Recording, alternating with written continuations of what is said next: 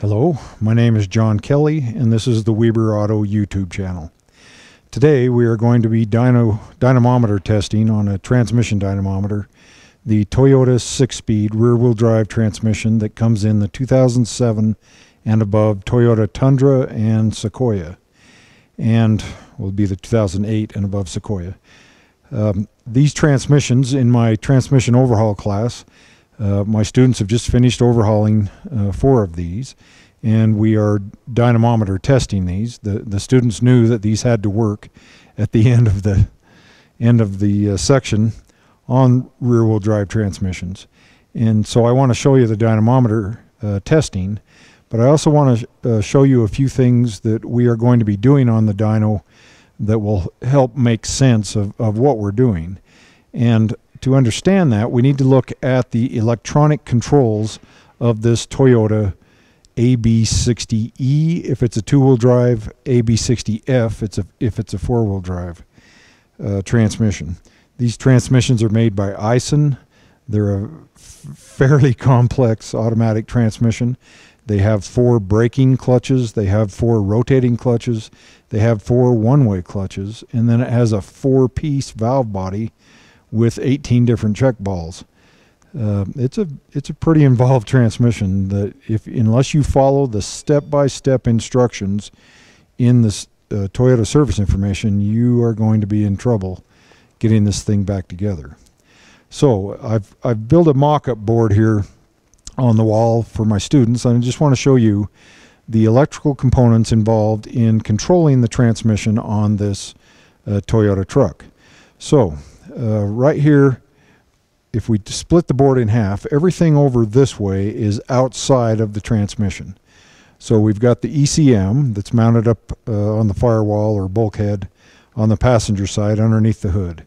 And we've got a wire harness that hooks to it. I've shortened that wire harness dramatically because it goes over and down to the automatic transmission where we've got these 2 electrical connectors. Also outside of the transmission, we have 2 speed sensors. We have a turbine shaft speed sensor, so that's our input shaft speed sensor, and we have an output shaft speed sensor also. We have our park neutral position switch, which has to be adjusted correctly because that's the only way the ECM knows what gear range you've selected with your transmission when you put your transmission in drive. Now, this harness where it connects into the automatic transmission here, there are 2 electrical connectors on the left-hand side, the driver's side of that Toyota 6-speed transmission. And inside we have 9 solenoids that control the 4 brakes, the 4 clutches, the line pressure, the torque converter clutch, and I want to show you those and discuss a little bit how they work, and then show you the chart that my students will be using on the dyno to test their transmission by actually controlling each of these solenoids in the proper order that they should be controlled in. So there's a small connector that comes in, and it connects to what's referred to as the SL2 solenoid. There's also an SL1 over here.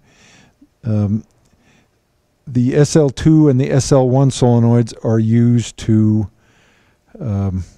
apply fluid to the clutches, but the L in the name of the clutches means they're linear, which means they're pulse width modulated. They're just not on or off. They can supply a variable pressure, and so the clutches when they apply, they don't have to just apply really harsh. Depending on the pulse width modulation, it can deliver a smooth ramped up pressure to where it's a nice smooth upshift, or it can deliver a harsh one, or anywhere in between. We have the SLU solenoid, which is our lockup clutch solenoid for the torque converter, and we have our SLT solenoid over here that controls our variable line pressure.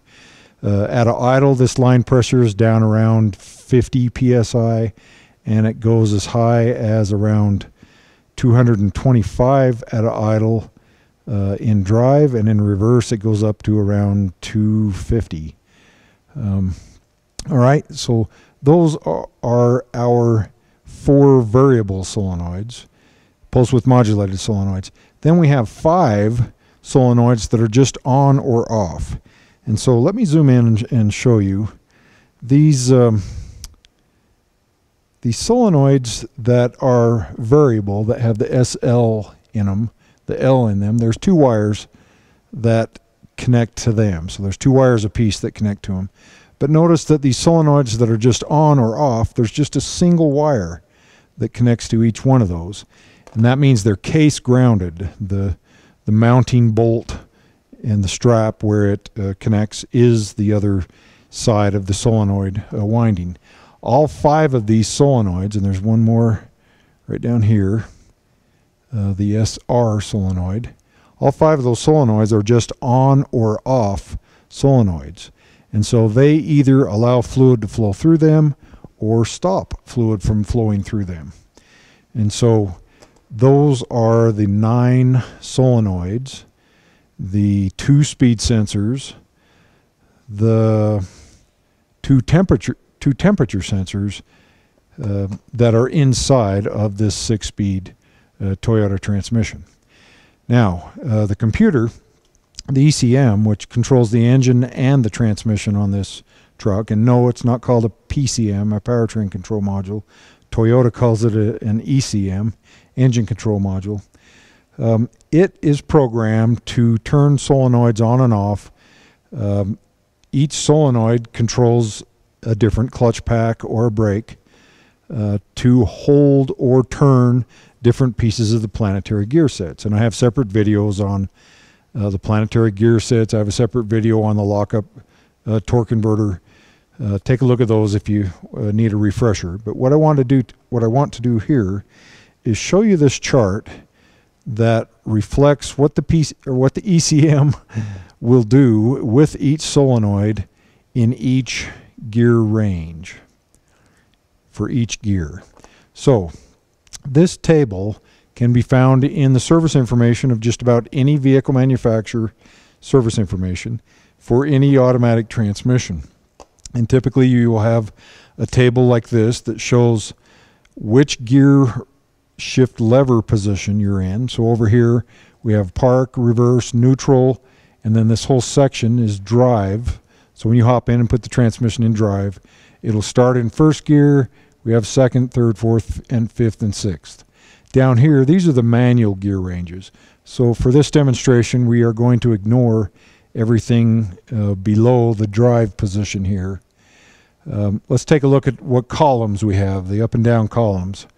Right here we have all 9 of our solenoid valves. We have the on-off solenoids, these 5 on-off solenoids, the S1, 2, 3, 4, and the SR solenoids. They are just on or off. And this chart shows us that when, for each gear, these solenoids are on or off. And then we have our linear solenoids, the SL1, the SL2, and when they are on and when they are off. Then we have our lockup solenoid and when it can be on. And then the only solenoid they don't show here in this table is the SLT, the line pressure solenoid. And I don't know why. As far as clutches, remember I told you this is a fairly complex transmission. It has 4 clutches that rotate parts of the 3 different planetary gear sets that are in this transmission. We have the C1, C2, C3, C4. This brakes, there are 4 brakes that stop pieces of the planetary gear set from rotating, the B1, B2, B3, B4. And then we have 4 one-way clutches. One of them actually stops something from rotating because it's splined right to the case. That's this F3 sprag, a one-way clutch. It is not a roller clutch and it's not a ratchet, it's actually a sprag. And then the F1, F2, and F4, those are clutches or one-way clutches that allow power to be transferred while you accelerate, but not when you're decelerating. In other words, you will have no engine braking because of these one-way devices, unless you select one of the manual gear ranges where it bypasses these. So what we're going to do over on the dyno is we're going to put it in park, reverse, neutral, drive, and we will actually turn on and off each solenoid. I've got a little box over there I put together with switches and resistors and so on, so we don't burn these solenoids up. And we can turn them on and off and actually watch the transmission shift right on the dynamometer. And it's a great demonstration. It's a great confidence builder for my students, because they knew when they started working on these transmissions that they had to work as part of their grade. And so they've done really well, and I want to show you some dyno testing. So let's see, is there anything else? No. Let's go over to the dynamometer. Okay, here we are at the transmission dynamometer. The dynamometer we have is a 1996 model. It's an Aisin dynamometer, and it works really well for its age. It's kind of funny though. It uses, if we start at the front here, we've got a load cell right up front there for a front-wheel drive transmission. That would be the left-hand tire that would, or axle shaft that would connect to that. And then we have the funny part. A lot of you guys get a kick out of this. An old General Motors 2.8 liter V6 carbureted.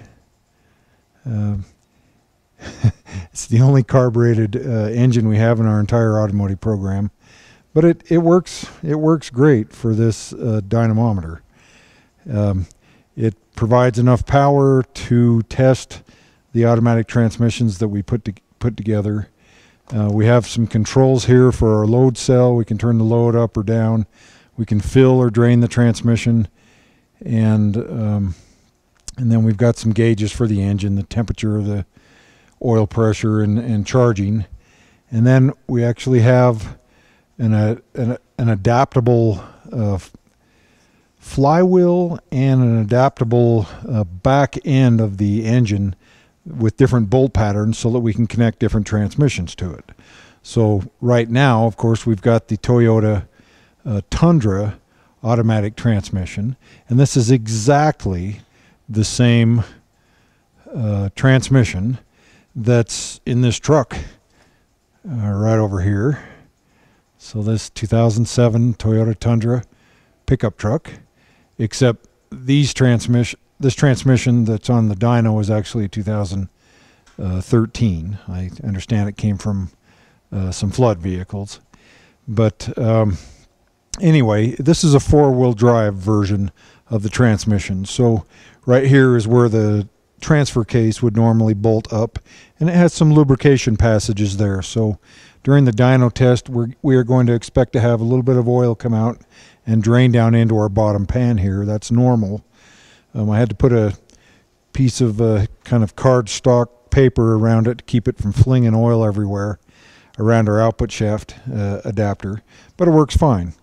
And then I've got an actual wire harness off of a AB60E. We've got the two electrical connectors here that plug in, and there's the large one, there's the small one, just like on the mock-up board that I showed you on the wall over there. We've got this big blue load cell back here, electromagnetic load cell, and then right here I have this box that I've put together that has a switch for each of the 9 solenoids that are on this transmission.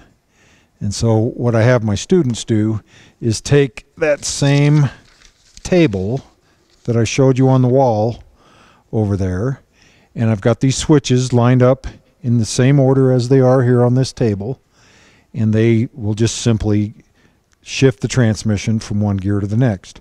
So really, to go from first gear to second gear, all they have to do is flip this switch right there, because to go to second gear, the only thing different is the S1 solenoid turns on. And then to go to second gear, they turn off that solenoid. Pretty easy. Go to third, we turn off this one. To go to fourth, we have to do 4 solenoids at once. We have to take these two, toggle their position, take these two, toggle their position. That's 4th gear, our direct drive. And then to go to 5th gear, we will turn on, or turn off the, no, I'm sorry, turn on the S4 right here. And then to go to 6th gear, we'll turn on the S2. And over here on the right, we have the lockup clutch control and our line pressure control to turn it all the way down or all the way up. So these are our 4 linear solenoids. These are our 4 on-off solenoids, and which gears that they are turned on or off in that corresponds with this table. So here in just a minute, we're going to start this engine, put the transmission through all of its gears. We'll watch the gauges on the trans dyno here and watch it shift. And this is a transmission that my students followed the step-by-step instructions and overhauled right here in my class. So I'm going to put all these switches back to their 1st gear position so that we will be ready to go. And let's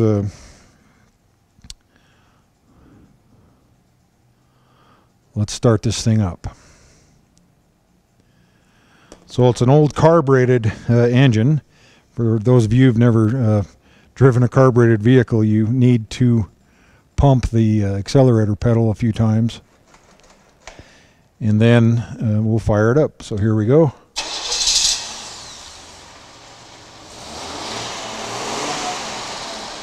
All right, we've got it running. I want to show you some gauges up here.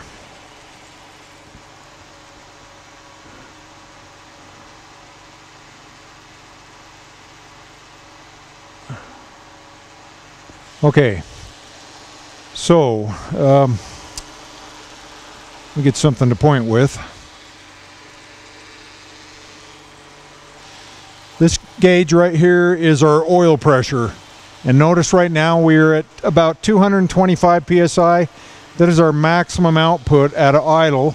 If I flip the line pressure solenoid switch and turn it on, it brings it down to, oh, it looks like 70 right now. Fluid's a little cool. So at idle, we typically have lower pressure. When we accelerate heavily, the pressure goes higher. Going to add a little fluid to the trans since we're leaking some out of the back. While I'm adding some fluid, this gauge right up here is our engine RPM. So we're at about 1,000. This is our output shaft RPM. So we are going to expect the different gear ratios to be reflected in the speeds of the input shaft versus the output shaft. So this would be like reading the two sensors. This would be the turbine speed. This one would be the output shaft speed. So our first gear ratio is 3.33 to 1. And when I put it in drive here in just a moment, we should get around 300 or so RPM here for 1,000 RPM up there, indicating that we are in first gear. The rest of the gauges on here, we've got cooler pressure over here. I know there's some reflection there. It reads about 30 psi, and the rest of the gauges are not used in this demonstration. Okay, so let's zoom back out, and we'll take a look at a few things here as we put it in gear and watch the load cell. So let me get turned around here just a minute.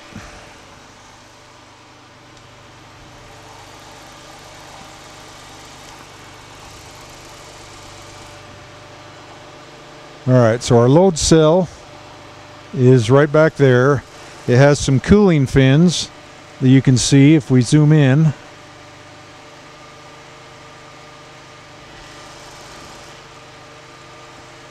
That will start rotating to help keep this this load cell cool. So I'm going to put the transmission, we're in park right now, I'm going to put it in reverse.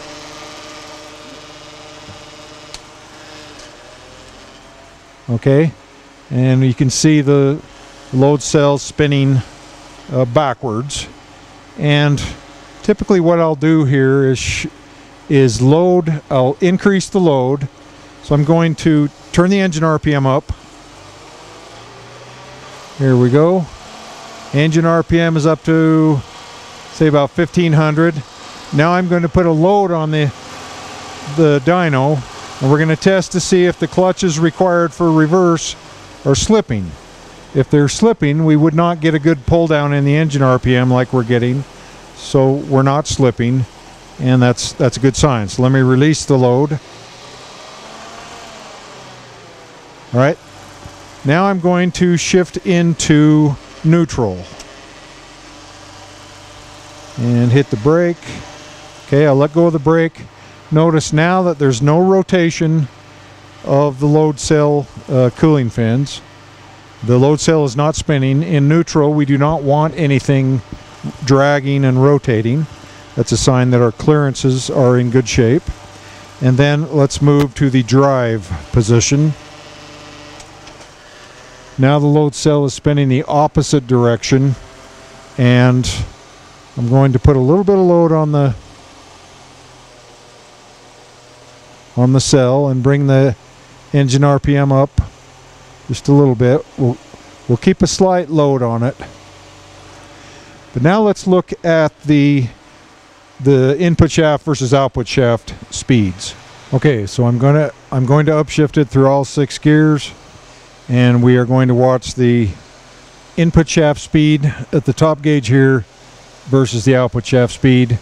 Right now we've got about a 3-to-1 gear reduction in the engine RPM. Let me bring the RPM up to about 1,000 so you can see. First gear is a gear ratio of 3.33 to 1. So there's our first. Now I'm going to flip the S1 solenoid, turn it on to go to second. So here we go. So second gear is about a 2-to-1 gear ratio. So you can see the output shaft is 500, input shaft is 1,000. So that's our 2-to-1 ratio for second gear. For third gear, we are going to turn off the S2 solenoid. So here we go. And this is about a 1.3-to-1 gear reduction in third gear. So our output shaft speed comes up a little more. We're going to go to fourth gear. We are going to turn off the S3 solenoid. So here's third, here comes fourth. Okay, that's fourth gear. That is our direct drive on this transmission. Now notice that we're not exactly the same input shaft versus output shaft, and that's because we've got some slipping in the torque converter clutch. So now let me turn on the SLU solenoid. The SLU solenoid locks up the converter clutch, and now notice our engine speed is 1,000, our output shaft speed is 1,000. This, and if it were 2,000, it'd still be the same. All right, that's fourth gear, direct drive. Now let's go to fifth gear, which is our first overdrive, about 0.8 to 1, I believe. This requires 4 solenoids to be turned or toggled at once. The S4, the SR, the SL1, and the SL2. Here comes fifth gear. Now our output shaft speed should be going faster than our input shaft. So here we are. Output shaft speed faster than our input shaft speed. We're at about 1,300 on the output, a little over 1,000 on the input. But this is a double overdrive transmission. So now let's go to sixth gear. And here comes sixth gear right there. Sixth gear is 0.68 gear or overdrive. So now notice our input shaft is 1,000, but we're getting about 1,600 on the output. And If I crank the engine speed up even higher,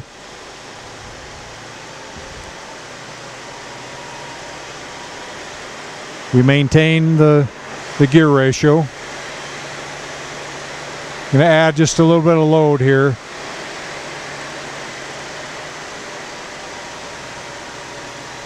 So there's 6th gear. Now let's downshift. That's 6th. Here comes 5th.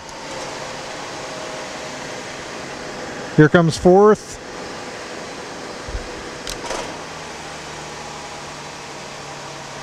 Here comes 3rd. Here comes 2nd. And let me add just a little bit more load so we can hear 1st. Here comes 1st. And there's our 1st gear of 3-to-1 3-to-1 reduction. I forgot to turn off the lockup clutch, but there's no fluid to it in 1st gear anyway, so it would automatically shut off. Okay, well, this has been a demonstration of the electrical control system with the solenoids of a Toyota AB60E or F automatic transmission. My group of students overhauled 4 of these, and we had great success. They all, as I said, used a switch box that we made to control these solenoids. This is all the ECM does is control those solenoids based on main inputs of throttle position and vehicle speed, and lots of other minor inputs also to decide when do we upshift, when do we downshift. And of course the wire harness, all the solenoids, all have to be in good shape and working properly. Besides the planetary gear sets, the clutches, the one-way clutches, all the valves and the valve bodies that these solenoids move, the solenoids themselves, they have to work electrically, mechanically, and hydraulically. And then we've got the wire harness, the computer inputs, and the computer outputs. It's really a fun class. I'm pretty proud of my students for being successful in this rather difficult automatic transmission. Well, that's it for today. Have a good day.